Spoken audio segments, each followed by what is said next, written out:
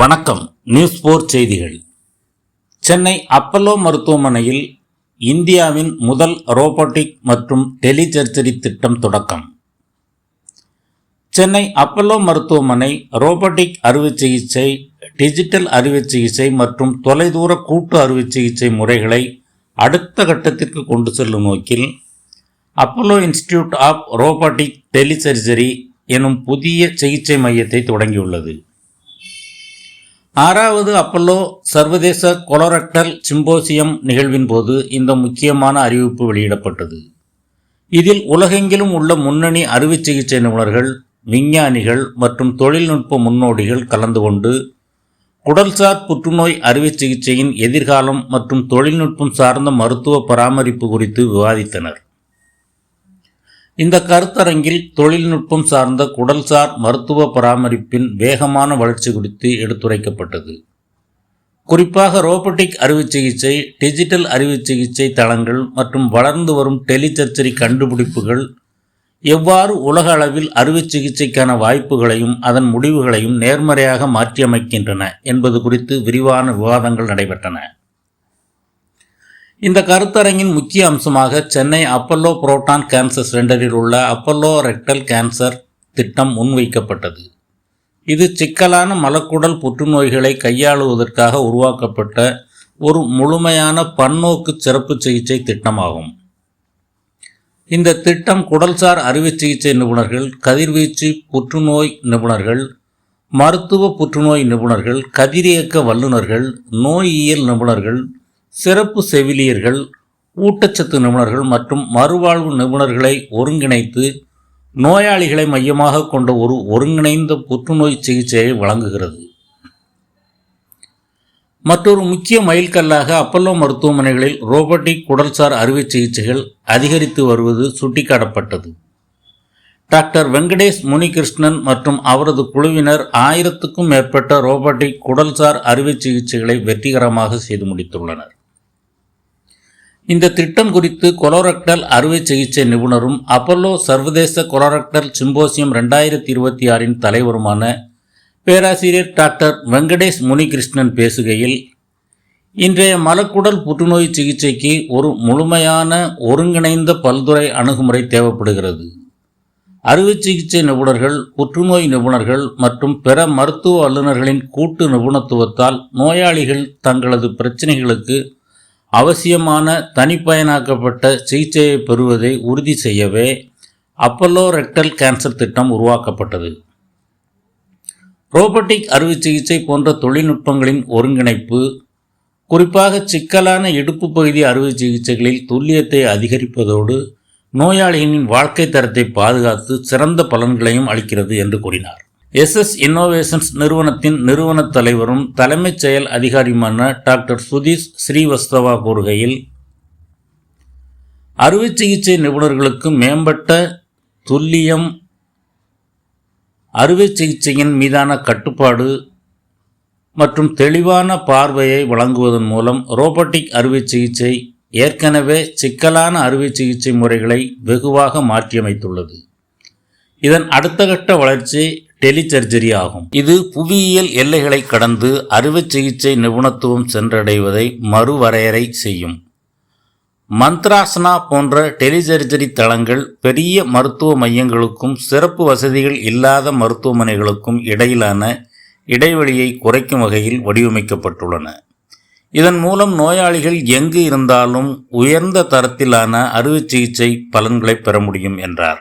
அறுவை சிகிச்சை கண்டுபிடிப்புகளின் அடுத்த கட்டத்தை நோக்கி நகரும் விதமாக ரோபோட்டிக் மற்றும் டெலிசர்ஜரி முறைகளை மேம்படுத்த Apollo institute of robotics and telesurgery மையத்தை அப்பல்லோ மருத்துவமனை தொடங்கியது. இந்த தொடக்க விழாவில் அப்பல்லோ மருத்துவமனையின் சென்னை மண்டல தலைமைச் செயல் அலுவலர் டாக்டர் இளங்குமரன் கலியமூர்த்தி மற்றும் Teynampet Apollo speciality hospital, Chennai Apollo proton cancer centre ஆகியவற்றின் தலைமைச் செயல் அலுவலர் கரண் பூரி ஆகியோர் கலந்து கொண்டனர். அமெரிக்காவில் இருக்கும் வாஷிங்டன் டிசியின் மெட்ஸ்டார் ஜார்ஜ் டவுன் பல்கலைக்கழக மருத்துவமனையின் கொலோரெக்டல் சர்ஜரி சிஸ்டத்தின் தலைவர் மற்றும் பேராசிரியர் டாக்டர் ஸ்டீவன் டி வெக்ஸ்னர் மற்றும் லண்டன் பல்கலைக்கழக கல்லூரியின் கன்சல்டன்ட் கொலோரக்டல் சர்ஜன் மற்றும் அசோசியேட் புரொஃபஸருமான மணிஷ் சந்த் ஆகியோர் இணைந்து தலைமை தாங்கிய இந்த கருத்தரங்கு சென்னை அப்பல்லோ மருத்துவமனையின் குடல்சார் அறுவை சிகிச்சை மையத்தால் நடத்தப்பட்டது குறிப்பிடத்தக்கது. நியூஸ் 4 செய்திகளுக்காக வை மாரிமுத்து. நீங்களே நிறைய ரிலேட்டிவ்ஸ் பார்த்துருப்பீங்க. செஸ்ட்டில் ஒரு 15 சென்டிமீட்டருக்கு ஒரு பெரிய இன்ஜெக்ஷன் இருக்கும், ஒரு ஸ்கார் இருக்கும். அடுத்து வயிற்றுக்குள்ள ஒரு 20 25 சென்டிமீட்டருக்கு ஒரு ஸ்கார் இருக்கும். அப்படிதான் நீங்கள் நிறைய பேர் பார்த்துருப்பீங்க. உங்கள் ரிலேட்டிவ்ஸ் உங்கள் ஊர் பக்கம்லாம் போனீங்கன்னா அப்படியே இருந்திருக்கும். பட் இப்போ என்ன நடக்குது அப்படின்னு பார்த்தீங்கன்னா, இப்போ அவங்க 4 பேர் பேசுறது தான். ஒரு 15 வருஷத்துக்கு முன்னாடி டாக்டர் பிரதாப் சி ரெட்டி இந்த சுச்சுவேஷனை அனலைஸ் பண்ணாரு. இந்தியன் பேஷண்ட்ஸை எதுக்காக ஸ்ட்ரகிள் பண்ணணும், ஒரு கேன்சர் வந்தால் இவ்வளோ பெரிய நியூட்ரிஷன் தேவையா, இவ்வளோ பெரிய சர்ஜரி பண்ணி ஒரு 15 டேஸ் 10 நாள் 15 நாள் ஹாஸ்பிட்டல் இருக்கணுமா, என்ன பண்ண முடியும்னு யோசிக்கும் போது தான் அப்பயே அவர் டிசைட் பண்ணாரு, ரோபோட்டிக் சர்ஜரி தான் சர்ஜரியில் ஒரு ஃபியூச்சர். ஸோ அந்த டெக்னாலஜியை அப்போலோ ஹாஸ்பிட்டல்ஸ்க்கு நம்ம கொண்டு வரணும் டிசைட் பண்ணார். எப்போ மற்றவங்க யாரும் திங்க் பண்ண முன்னாடியே ஒரு 15 இயர்ஸ்க்கு முன்னாடியே அப்போலோ சென்னையில் அந்த டெக்னாலஜியை கொண்டு வரணும்னு டிசைட் பண்ணாங்க. ஸோ நீங்கள் டாக்டர் வெங்கடேஷ் பார்த்தீங்க, ஒரு 10-12 இயர்ஸ்க்கு மேலே இந்த ப்ரொசீஜரில் பயணியராக இருக்கார் ஆக்சுவலாக. அண்ட் ஒரு லாங் பேக் 1 or 2 டிகேட்ஸ் முன்னாடி இது மாதிரி மிஷின்ஸ்லாம் யூஎஸ்ல அல்லது யூகேல மட்டும்தான் இருக்கும். ஒரு ரோபோ அப்படின்னா அங்கே மட்டும்தான் இருக்கும். அங்கே இருக்கிற சர்ஜன்ஸ் மட்டும்தான் அந்த ஆப்ரேஷன்ஸ்க்கு ட்ரெயின் பண்ணுவாங்க. இப்போ டாக்டர் வெங்கடேஷ் இந்தியா வந்ததுக்கப்புறம் he got help from people like Professor Rexner, Professor Manish Chand to develop the program in India, especially in Apollo Hospitals in Greenswell. ஒரு ஃபாரின் எக்ஸ்பர்டைஸோட நம்ம ப்ரோக்ராம் ஸ்டார்ட் பண்ணோம்னா we can learn very quickly. அந்த டெக்னாலஜினால பேஷண்ட்ஸ்க்கு outcome பெட்டராக இருக்கும் அப்படின்னு think பண்ணி அப்படியே நம்ம ப்ரோக்ராம் ஸ்டார்ட் பண்ணிட்டோம். ஒரு 3 விஷயங்களை இங்கே பார்க்குறோம். ஒன்று வந்து அப்போலோ ஹாஸ்பிட்டல்ஸ் ஃபாரின் எக்ஸ்பர்டைஸை யூஸ் பண்ணி கொலாபரேட் பண்ணி எப்படி ஒரு இம்பார்ட்டண்ட்டான ஒரு இனோவேஷனை இந்தியாவுக்கு கொண்டு வருது அப்படின்னு பார்த்துருக்கோம். செகண்ட் பார்த்தீங்கன்னா, ஒரு இந்தியன் கம்பெனி ஒரு மேட் இன் இந்தியா ப்ராடக்ட் இந்தியாவிலே டெவலப் பண்ணி எப்படி ஒரு இந்தியன் பாப்புலேஷன்ஸ் மட்டும் யூஸ் பண்ணாமல் ஃபாரினுக்கு எக்ஸ்போர்ட் பண்ணுறதை இந்த மிஷினோடய பார்க்குறோம்.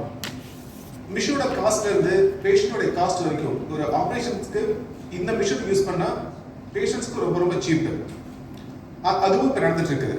தேர்ட் பார்த்தீங்கன்னா, டாக்டர் வெங்கடேஷ் முனிகேஷன் என்ன பண்ணுறாருன்னா, இது அப்போலோ ஹாஸ்பிட்டல்ஸ் மட்டும் கிடையாது, மற்ற ஹாஸ்பிட்டல் மற்ற ஊரில் இருக்கிற பேஷண்ட்ஸ்க்கும் இது பெனிஃபிட்டாக இருக்கும் அப்படின்னு பார்த்து இந்த டெலி சர்ஜரி அப்படிங்கிற ஒரு கான்செப்டை இன்ட்ரடியூஸ் பண்ணியிருக்கோம். இப்போ ஒரு கிரீன்ஸ்டோன்லேருந்தோ அல்லது சென்னையில் மற்ற அப்போலோ ஹாஸ்பிட்டல்ஸ்லேருந்தோ திருநெல்வேலியில் இந்த மிஷின் இருந்துச்சுன்னா அவர் இங்கேருந்து ஆப்ரேட் பண்ண முடியும் ஒரு லோக்கல் டீமோட ஹெல்ப்போட. எப்படி நமக்கு ஒரு 15 வருஷத்துக்கு முன்னாடி அமெரிக்கன் டாக்டர்ஸும் இந்தியன் டாக்டர்ஸ்க்கும் நம்ம டெவலப் பண்ண ஹெல்ப் பண்ண மாதிரி இப்போ அப்போலோ ஹாஸ்பிட்டல் டாக்டர்ஸ் மற்ற ஹாஸ்பிட்டலில் இருக்க டாக்டர்ஸை ட்ரெயின் பண்ண ஆரம்பிச்சிருக்கோம். That's an advantage. என்னதான் டெக்னாலஜி வந்தாலும் இதனால பேஷண்ட்ஸ்க்கு என்ன பெனிஃபிட், அது ரொம்ப ரொம்ப முக்கியம். டாக்டர்ஸ் வந்து ஹாப்பியாக இருக்கலாம், நான் அந்த டெக்னாலஜி யூஸ் பண்ணேன் இந்த டெக்னாலஜி யூஸ் பண்ணேன் அப்படின்ட்டு.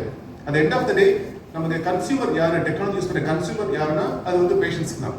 இப்போ இது மாதிரி டெக்னாலஜினால ஒரு ரோபோ டெக்னாலஜினால ஒரு டெலிசர்ஜரி டெக்னாலஜினால என்ன பெனிஃபிட் அப்படின்னு பார்த்தீங்கன்னா நிறைய பெனிஃபிட் இருக்கு. ஃபர்ஸ்ட் ஆஃப் ஆல் ஸ்காரே இருக்காது. ஒரு நெஞ்சிலே ஆகட்டும் அல்லது டமிலே ஆகட்டும் ஸ்காரே இருக்காது. சின்ன சின்ன ஒரு ஸ்கார் தான் இருக்கும். ஒரு 15 சென்டிமீட்டர் ஸ்காரே இருக்காது. அது வந்து major advantage of using the robotic procedure.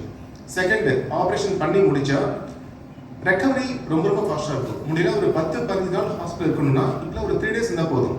Blood loss ரொம்ப கம்மி. அது மட்டும் இல்லாமல் காம்ப்ளெக்ஸான ப்ரொசீஜரை இந்த மெஷினால ஈஸியாக பண்ண முடியும். ஒரு முன்னெல்லாம் பார்த்தீங்கன்னா வயிறு திறந்து நீங்கள் ஆப்ரேஷன் பண்ணால் கூட ஒரு சில பார்ட்லாம் நீங்கள் ரீச்சே பண்ண முடியாது.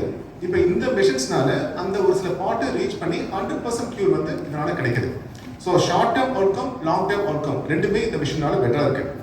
டெலிசர்ஜரினால அடிஷனல் ஸ்டெப் இங்கே இருந்துகிட்டே நம்ம அங்கே இருக்க வெளியில் இருக்கிற பேஷண்ட்ஸ்லாம் நம்ம ஆப்ரேட் பண்ண முடியும்.